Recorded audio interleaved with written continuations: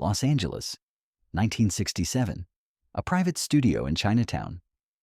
The door opened, and through it walked 7 feet and 2 inches of athletic perfection. Kareem Abdul-Jabbar, then still Lou Alcindor, UCLA's unstoppable center, the most dominant college basketball player in history, a man who could see over crowds, reach over defenders, and make basketball look like a game designed specifically for him.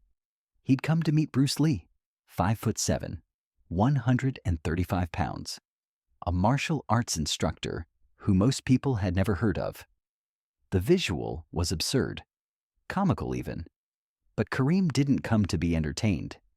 He came to learn because he'd heard something, a rumor, that this small man understood movement at a level that transcended sport, that transcended fighting, that transcended everything Kareem thought he knew about his own body. Bruce looked up at Kareem, didn't extend his hand, didn't smile, just said, "You're too tall." Kareem blinked. "Excuse me?" "You're too tall," Bruce repeated. "You think your height is an advantage. It's a prison. You move like a tall man. You think like a tall man. You fight like a tall man. And that makes you predictable." Most people would have walked out. Kareem stayed. And that decision changed both of their lives. They trained together for 6 years, not for movies, not for publicity, for understanding. 3 times a week, Kareem would drive to Bruce's house in Bel Air. They'd go to the garage, close the door, and for 2 hours, the rest of the world disappeared. Bruce didn't teach Kareem how to punch, didn't teach him forms, didn't teach him techniques. He taught him how to move. "You're thinking about your reach," Bruce would say, circling Kareem like a shark. "You think because you're tall you control more space, but space is an illusion. I can close the distance before your brain registers I've moved. Your reach means nothing if I'm already inside it." Kareem would try to defend, try to use his length, try to keep Bruce at bay. Impossible.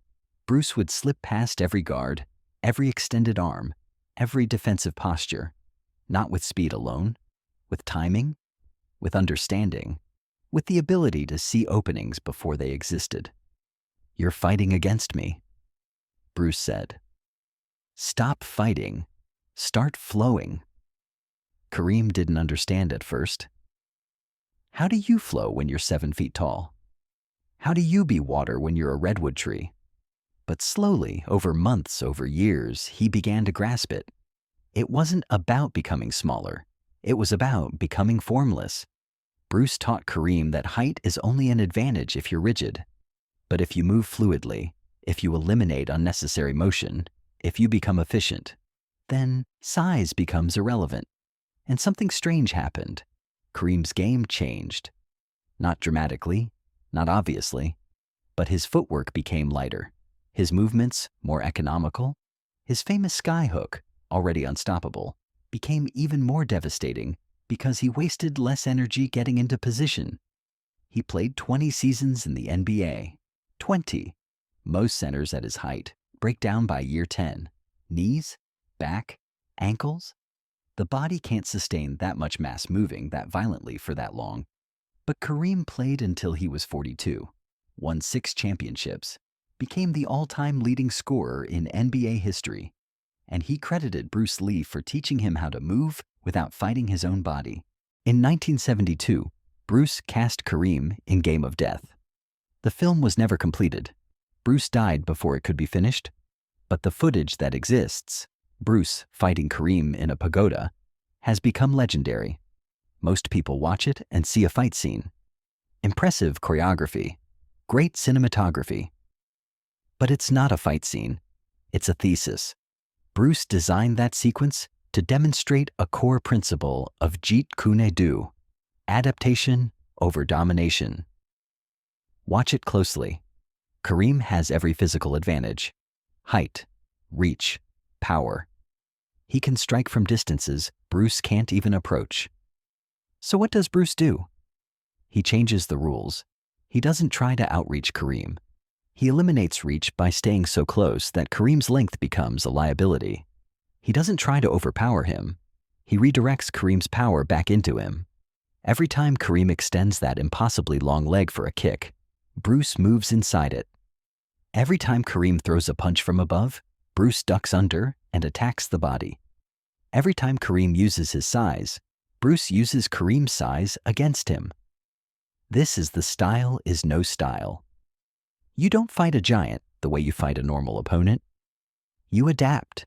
You find the weaknesses that size creates, the blind spots, the slower reaction times at the extremities, the balance issues that come from a high center of gravity.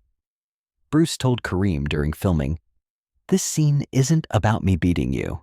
It's about showing that there is no unbeatable opponent, only unbeatable thinking." Kareem understood perfectly because he'd lived it. For 6 years, he'd been the giant facing the dragon. And he'd learned that all his advantages, height, reach, power, meant nothing against someone who didn't fight within the framework those advantages were designed for. When Bruce died in 1973, Kareem was one of the pallbearers. He stood there, 7 feet tall, carrying the casket of a man who weighed 135 pounds. The visual was striking, surreal. But Kareem wasn't carrying a teacher. He was carrying a friend, a brother, someone who'd seen past the spectacle of his height and taught him what it meant to move with purpose. In interviews years later, Kareem would say, "Bruce taught me that basketball and martial arts are the same. It's not about dominating your opponent.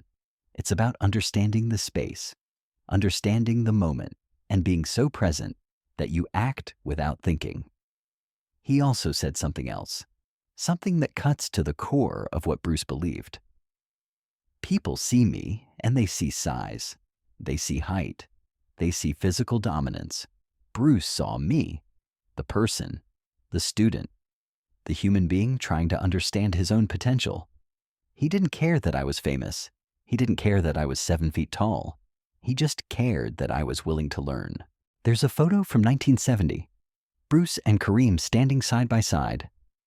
The height difference is absurd, almost 2 feet. Bruce's head barely reaches Kareem's shoulder. But if you look at their posture, really look, you see something remarkable. They're standing the same way, same weight distribution, same relaxed shoulders, same centered presence. In that moment, they're not teacher and student, not legend and athlete, not small man and giant.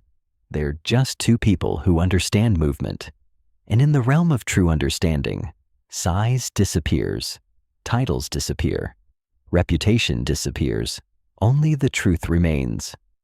Bruce taught Kareem that you don't overcome physical limitations by ignoring them. You overcome them by understanding them so completely that they stop being limitations. Kareem taught Bruce that mastery isn't about who you teach. It's about whether your teaching transforms. And it did. Kareem played 20 seasons, scored 38,387 points, won 6 championships, became one of the greatest athletes in history. But when people asked him what his greatest achievement was, he never said basketball. He said, learning to move like water from a man who was 5'7". Size is an illusion. Strength is an illusion. Advantage is an illusion. The only thing that's real is understanding. And understanding doesn't care how tall you are. This is Bruce Lee, the untold legacy. The stories they never told you. The lessons that matter most.